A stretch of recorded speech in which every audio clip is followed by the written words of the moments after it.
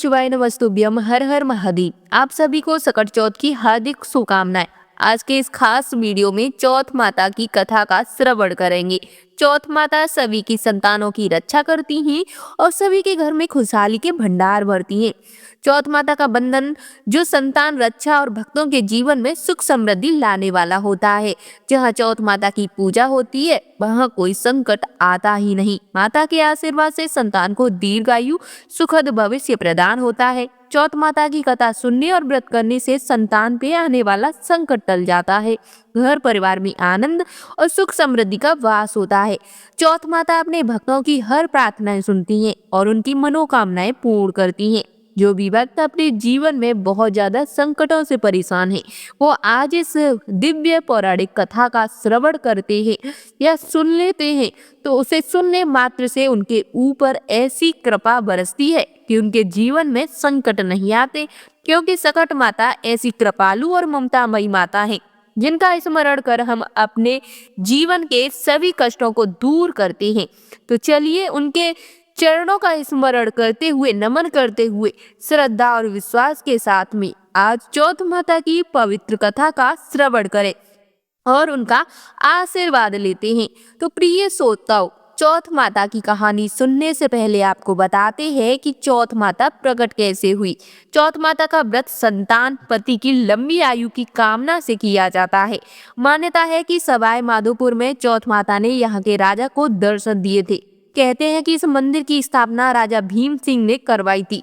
लोक मान्यता है कि देवी चौथ माता ने स्वप्न में राजा भीम सिंह चौहान को दर्शन देकर यहाँ अपना मंदिर बनवाने का आदेश दिया था।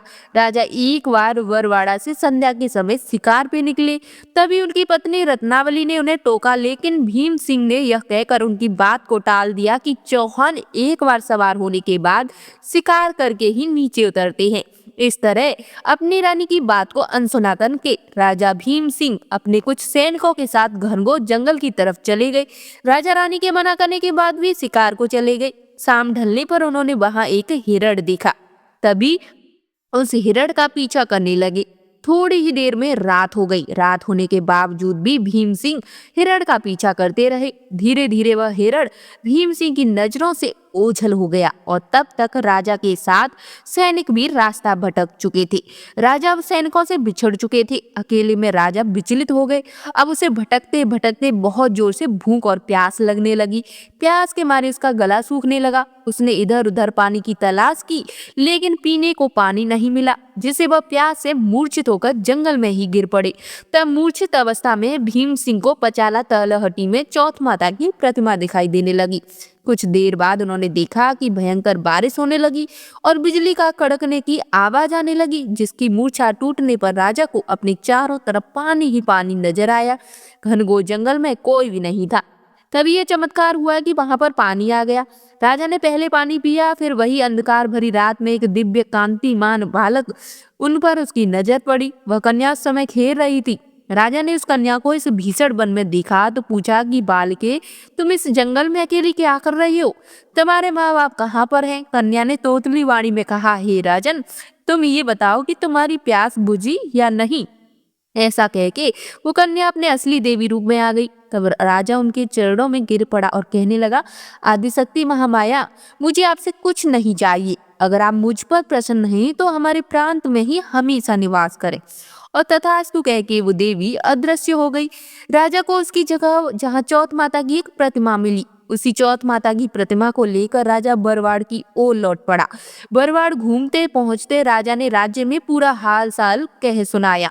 पुरोहितों की सलाह पे संवत 1451 में बरवाड़ा की पहाड़ की चोटी पर माघ पूर्णिमा चतुर्थी की विधि विधान से उस प्रतिमा को मंदिर में स्थापित कराया गया। ऐसा कहा जाता है कि तभी से आज तक इस दिन चौथ माता का मेला लगता है। संकष्टी चतुर्थी के दिन चौथ माता का मेला लगता है और करवा चौथ का व्रत हो। लोग भारी संख्या में यहाँ मंदिर पर दर्शन करने के लिए आते हैं और भक्तों को चौथ माता का पूरा विश्वास होता है। कहा जाता है कि ये मंदिर विशेष तौर पर विवाहित जोड़ों के लिए और सुहागिन स्त्रियां करवा चौथ के त्योहार के अवसर पर यहाँ अपने सुहाग की रक्षा के लिए प्रार्थना करने आती हैं। मान्यता तो ये भी है कि चौथ माता देवी गौरी का ही रूप है और इनकी पूजा करने से अखंड सौभाग्य का वरदान मिलता है। साथ ही दाम्पत्य जीवन में भी सुख बढ़ता है और परिवार के सभी सदस्य भी सुखी और निरोगी रहते हैं और उनकी लंबी उम्र होती है। और चौथ माता की कृपा से परिवार में कभी कोई विपत्ति नहीं आती। अब सुनिए चौथ माता की एक और प्राचीन कथा। एक नगर में एक सेठ और सेठानी रहते थे। उनके एक बेटा और बहू भी थे। बहू सबको भोजन कराती और उसके बाद स्वयं भोजन करती। उनकी एक पड़ोसन ऐसी भी थी जो रोज बहू से पूछती, हे बहू, आज क्या बनाया खाया है? बहू कहती, ठंडो पानी वासी पानी। एक दिन उसके पति ने ऐसा सुन के विचार किया, आज तो पकवान बनाए जाए, फिर देखे मेरी पत्नी क्या कहती है। उसने तरह तरह के पकवान बनाए और घर के सभी लोगों ने एक साथ बैठकर भोजन किया। आज भी पड़ोसन ने पूछा तो बहू ने वही बात कही, ठंडो पानी वासी पानी। सेठ के लड़के ने सोचा, हो न हो कोई बात जरूर है, कोई बात जरूर जिस कारण मेरी पत्नी ऐसा कहती है। फिर उसने अपनी पत्नी से पूछा, तुम रोज ठंडोबासी खाया ऐसा क्यों करती हो, जबकि हम सब ने तो एक साथ बैठकर कई तरह के पकवान खाए। तब उसकी पत्नी बोली, हम सब जो खा रहे हैं वह हमारे बाप दादाओं की कमाई है। जिस दिन आप कमा के लाओगे उस दिन मैं समझूंगी कि हम ताजा भोजन कर रहे हैं। सेठ के लड़के ने इस बात पर खूब विचार किया। फिर एक दिन अपनी माँ से बोला, माँ, मैं आज शहर में जा रहा हूँ और पैसे कमा के लाऊंगा। माँ बोली, बेटा, हमारे पास तो इतना धन है कि खाए नहीं खाया जाता। माँ के मना करने पर भी बेटे ने खुद कमाने का निश्चय किया और जाते समय अपनी पत्नी से बोला कि मैं जब तक कमाकर बहुत सारा धन लेकर वापस न लौटूं तब तुम चूल्हे की आग मत बुझने देना। फिर एक दिन चूल्हे की आग बुझ गई। तब वह मनी मन घबराने लगी, कहने लगी, मेरे पति पर कोई संकट आ गया, जल्दी से पड़ोस से आग लाकर चूल्हे में रख दूं। ऐसा सोच के वो पड़ोस में गई तो वहां पड़ोसन चौथ माता का व्रत पूजन कर रही थी। पड़ोसन ने कहा, बहन, थोड़ी देर में आकर के ले जाना। बहू ने पड़ोसन से पूछा कि आप ये क्या कर रही हो? पड़ोसन बोली, मैं ये व्रत कर रही हूँ।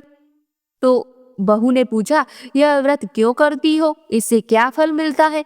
पड़ोसन बोली, चौथ माता के इस व्रत को करने से अन्न लक्ष्मी मिले और मनोकामनाएं पूरी होती हैं। अब बहू भी चौथ माता का व्रत करने लगी।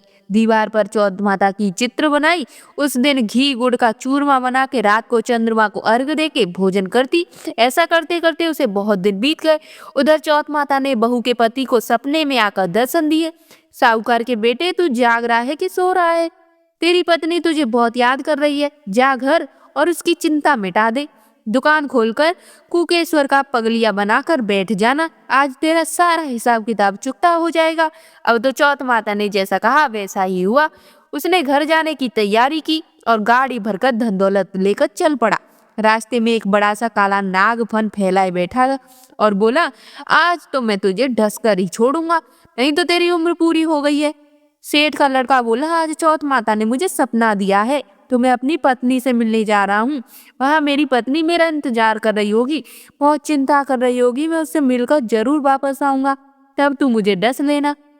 नाग बोला, अगर तू शपथ लेके जाएगा तो ही मैं तुझे जाने दूंगा, अगर तुम लौट कर नहीं आए तो मैं तुम्हारे घर पर ही आकर तुम्हें डस लूंगा। इस प्रकार साहूकार का बेटा सांप को वचन देकर अपने घर गया। सभी ने हंसी खुशी से मिला और भोजन करके फिर एक कोने में उदास होके बैठ गया। उसकी पत्नी ने उसकी उदासी का कारण पूछा तो पति ने काले नाग वाली बात बताते हुए कहा कि अगर मैं उसके पास नहीं जाऊंगा तो वो घर आकर ही मुझे डस लेगा। पत्नी बहुत चतुर थी, होशियार भी थी, बोली, आप घबराओ नहीं, लेट जाओ, मैं एक उपाय करती हूँ। पत्नी ने कमरे की साढ़े पेड़ी धोई और पहली पेड़ी पर रेत, दूसरी पर स्त्री, तीसरी पर गुलाल फूल, चौथी पर कुकू केसर, पांचवी पे लड्डू पेड़ा, छठी पर गादी गलीचा, सातवीं पेड़ी पर दूध से भर के कटोरा रख दिया। इस प्रकार वो सातों पेड़ी सजा के बैठ गई। आधी रात होते ही वो नाग आकर पेड़ी चढ़ने लगा। पहली पेड़ी पे रेत में लौट गया और कहने लगा, सेठ की बहू ने आराम तो बहुत दिया, लेकिन क्या करूं, वचन से बंद हूँ, यहाँ आया हूँ इसलिए डसना ही होगा, तो मैं जरूर इसे डसूंगा। इस प्रकार सातों ही पेड़ी हो पर नाग को आराम महसूस हुआ और कहता हुआ ठसरका ने विचार किया कि अगर मैं इसे नहीं बचा पाई फिर कौन मानेगा। तब गणेश जी, चंद्रमा जी और चौथ माता ने साहूकार के बेटे को बचाने का विचार किया। चंद्रमा जी ने उजाला कर दिया। चौथ माता ढाल बन गई और गणेश जी ने तलवार लेकर नाग को मार दिया, ढाल से ढक दिया। बहू भी थकियारी सो गई। दिन हुआ तो लोग बेटे से मिलने आए, परंतु बेटा बहू तो उठे ही नहीं। बहुत देर हो गई तो माँ उन्हें उठाने के लिए गई। मैंने सातों पीढ़ियों पर जो कुछ देखा तो बहुत घबरा गई। जोर से बेटे बहू को आवाज लगाई। बेटा बहू उठे तो देखा कि एक ढाल तलवार पर पड़ी है। अब ढाल उठाई तो वही काला नाग मरा हुआ। बेटा बहू ने सोचा कि आज तो धर्म कर्म ही आड़े आए। भगवान गणेश, चौथ माता ने हमें बचाए।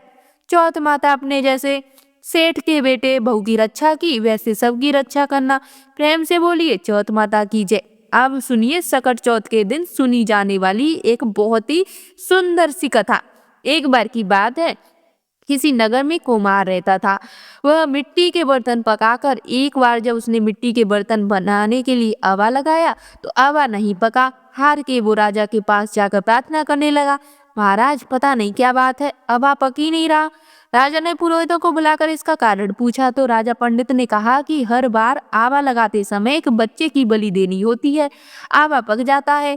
अब तो राजा का आदेश हो गया, बलि आरंभ हुई। जिस परिवार की बारी होती वह परिवार अपने बच्चों में से एक बच्चा बलि देने के लिए भेज देता। इस तरह कुछ दिन बीते। सकट चौथ के दिन एक बूढ़ी माई ने इकलौते लड़के की बारी आई, क्योंकि उसका एक इकलौता बेटा था।